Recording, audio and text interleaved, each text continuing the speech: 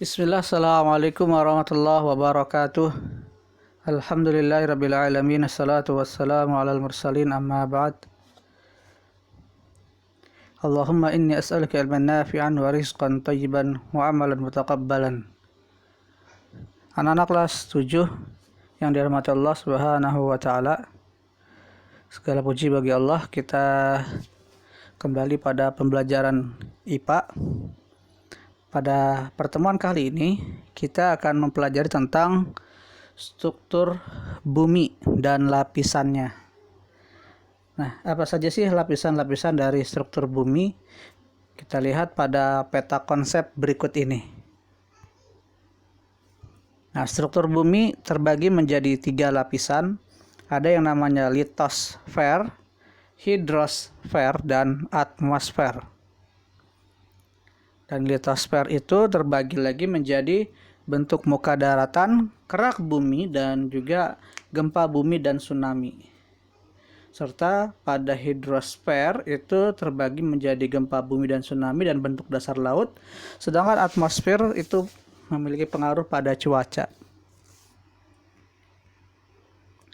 Nah, lapisan pertama pada bumi itu disebut sebagai litosfer. Litosfer ini adalah lapisan terluar bumi, di mana manusia itu hidup dan tinggal pada lapisan litosfer.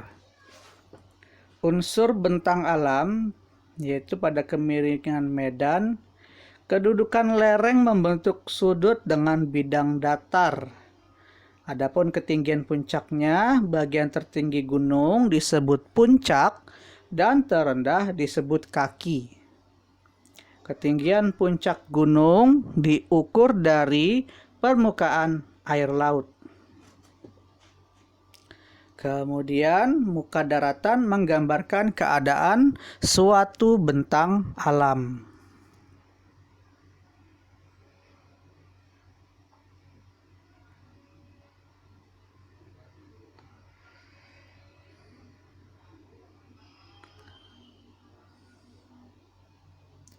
Bentuk permukaan daratan yang pertama adalah dataran rendah.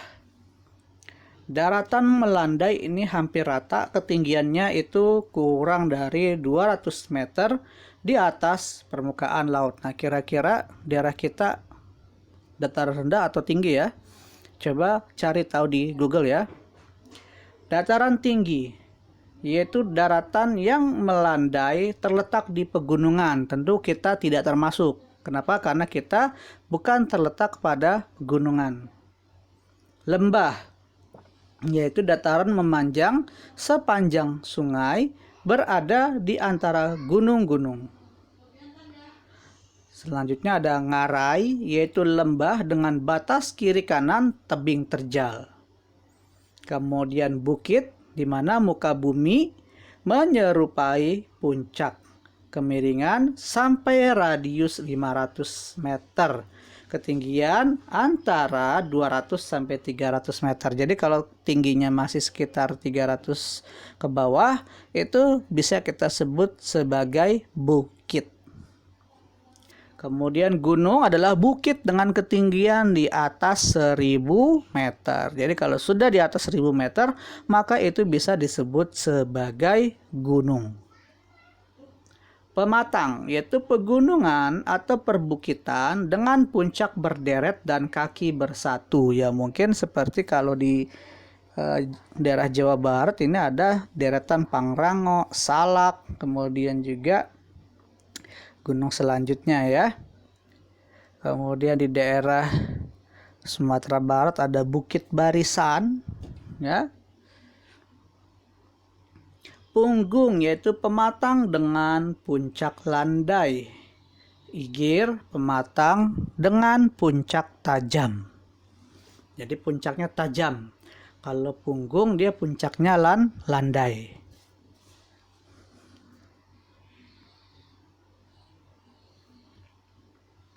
Selanjutnya adalah bentuk dasar laut.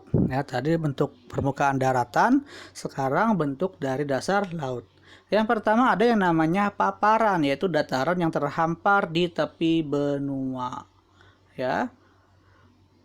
landau dan membentuk dangkalan. Kemudian ada lereng benua, yaitu paparan yang melandai ke arah laut sampai ke dasar cekungan. Cekungan yaitu paparan ke arah laut berbentuk cekung dengan kedalaman 130 sampai 4000 meter. Kemudian ada palung yaitu cekungan berupa lembah sempit dan dalam dengan dinding curam. Kemudian ambang laut, gunung laut yang puncaknya muncul ke permukaan, itu Simon ya. Nah, ini kan istilahnya pakai bahasa Inggris. Nanti anak-anak kelas 7 bisa mencari informasi lanjut lagi lebih detail bisa di Google ya, berdasarkan gambar dan berdasarkan keterangan yang sama ya. Selanjutnya adalah bahan penyusun dari kerak bumi. Apa saja sih yang menyusun kerak bumi? Nah, kerak bumi itu merupakan salah satu lapisan dari litosfer, berupa batuan keras yang terus berubah karena arus material cair panas di kedalaman bumi. Nah, di kerak bumi ini ada batuan beku, yaitu magma cair dan pijar yang akan keluar dari lubang gunung berapi mendingin dengan cepat dan memadat. Sedangkan batuan metamorf terbentuk karena proses fisis atau pengaruh panas, tekanan, dan waktu. Jadi namanya metamorf ya. Kalau anak-anak kelas 7 ingat pelajaran waktu SD ada namanya metamorfosis ya, itu proses perubahan. Nah, di sini berarti batuan ini mengalami proses perubahan yang disebabkan oleh proses fisis tadi ya, faktor fisis, yaitu apa? Faktor panas, tekanan, dan juga waktu. Jadi ada beberapa misalnya asalnya batuan beku, kemudian karena proses terjadinya panas, proses karena adanya tekanan, kemudian lamanya waktu, maka dia mengalami perubahan sehingga menjadi batuan metamorf. Kemudian batuan sedimen, yaitu perombakan batuan lain atau karena proses kimia membentuk endapan yang memadat. Selanjutnya, pada litosfer itu ada gunung berapi. Merupakan suatu sistem saluran fluida panas atau lava yang memanjang dari kedalaman 10 km di bawah permukaan sampai ke permukaan bumi, termasuk endapan hasil penumpukan materi yang dikeluarkan saat meletus ya. Jadi luar biasa dalam ya, 10 km ya. Kalau kita bayangkan kita jalan 10 km saja itu jauh sekali, kalau apalagi kita bayangkan kedalamannya ya, sangat gelap. Nah, gunung berapi itu memiliki klasifikasi. Yang pertama berdasarkan catatan sejarah erupsi.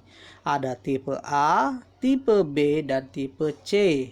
Berdasarkan sumber erupsi, ada disebut sebagai pusat, samping, celah, dan eksentrik.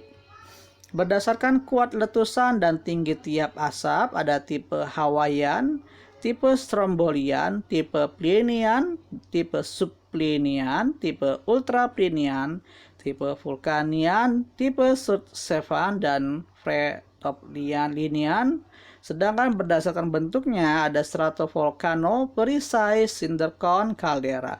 Nah, ini silakan untuk anak-anak kelas 7 menggali lagi, mengeksplor lagi seperti apa sih ya tipe gunung berdasarkan klasifikasi tadi. Ya, baik dari sejarah erupsinya, sumber erupsinya, kuat letusannya, dan juga berdasarkan bentuknya. Ya, tolong dieksplor kembali ya, siap-siap nanti kita akan masuk tugas ya. Nah, bahaya letusan gunung berapi ya, tentu letusan gunung berapi itu merupakan sesuatu yang berbahaya. Maka kalau kita perhatikan misalnya di TV, jika ada gunung yang meletus, maka pasti pemerintah akan meminta Badan Nasional Penanggulangan Bencana atau BNPB ya mengungsikan warga-warga yang ada di sekitar gunung yang meletus tadi. Yang mungkin kalau kita yang familiar sekarang adalah kejadian ketika Gunung Merapi mengalami erupsi, ya. Pertama, bahaya langsung tentunya adalah leleran lavanya, ya. Tentu yang di daerah dekat dengan gunung berapi pasti akan langsung terbakar, dan ini pernah terjadi ya di Gunung Merapi.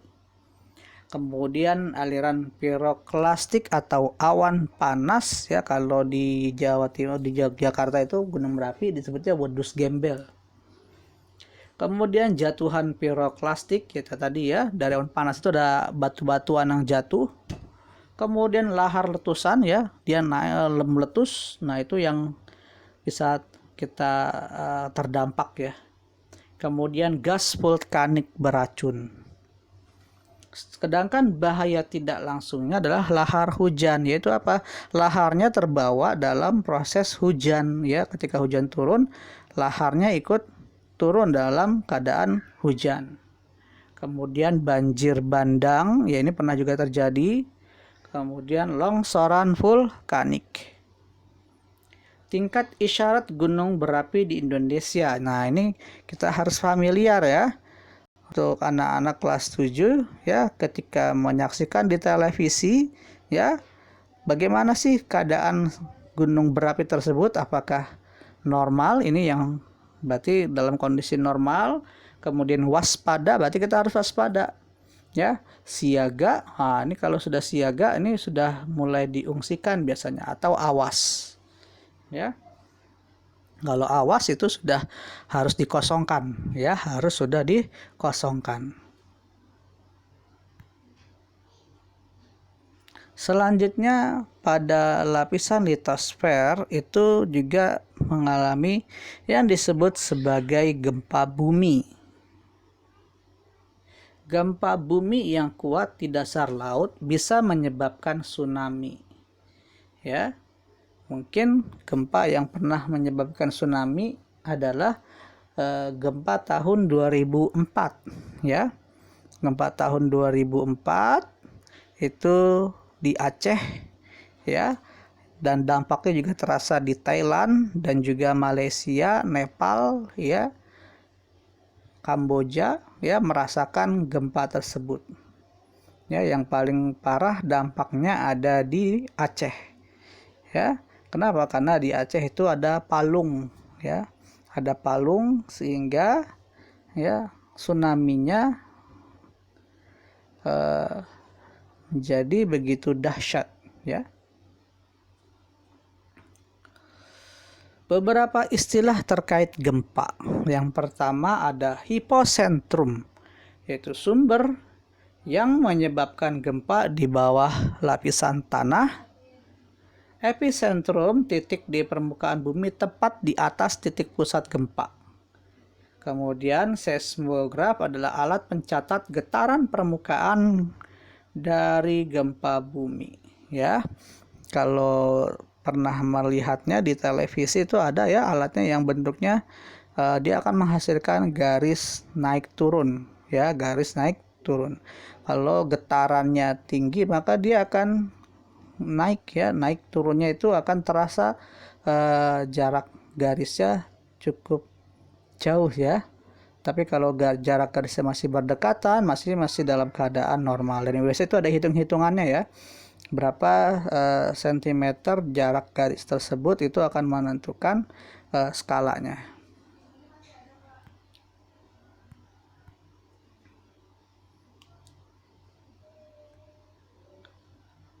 Nah, selanjutnya pada atmosfer ini kita harus pahami dulu bahwa di dalam cuaca itu tempat terjadinya itu ada di troposfer, yaitu lapisan atmosfer paling bawah atau paling dekat dengan permukaan bumi. Nah, cuaca sendiri artinya adalah keadaan udara dalam waktu tertentu pada tempat tertentu. Ya, misalnya cuacanya panas. Ya mungkin di sini panas, tapi di sebelah sana kan beda. Kenapa? Tempatnya berbeda, waktunya berbeda. Kemudian unsur-unsur cuaca itu yang pertama ada suhu udara. Pasti kita akan merasakan ya, panas atau dingin udaranya. Kemudian tekanan udaranya biasanya ada yang berangin atau biasa saja. Kelembapan udaranya ya, masing-masing ini diukur dengan termometer, barometer, dan hygrometer. Kemudian arah dan kecepatan angin, yaitu alat ukurnya adalah anemometer. Kemudian awan, uap air jenuh yang berkondensasi pada ketinggian tertentu. Curah hujan itu ada hujan konveksi atau hujan zenit, hujan pegunungan atau orografis, dan hujan frontal. Nah, silakan dieksplor lagi apa sih makna dari hujan konveksi, pegunungan maupun frontal ya. Silakan dieksplor lagi, biasanya ada di pelajaran IPS juga ini ya. Nah, ini adalah bentuk troposfer pada lapisan atmosfer dan juga merupakan macam-macam dari awan ya. Bisa kita perhatikan di sini ada cumulonimbus yang mungkin kita paling sering memperhatikannya atau melihatnya. Kemudian juga ada cirrus, kadang-kadang kita lihat ya. Kemudian ada cirrocumulus, cirrostratus, altastratus, altacumulus. Nah, nanti silakan untuk anak-anak kelas 7 ya, sesekali memperhatikan langit ya, kemudian identifikasi ya, kemudian apa? Identifikasi ya, bentuk-bentuk dari awan tersebut ya.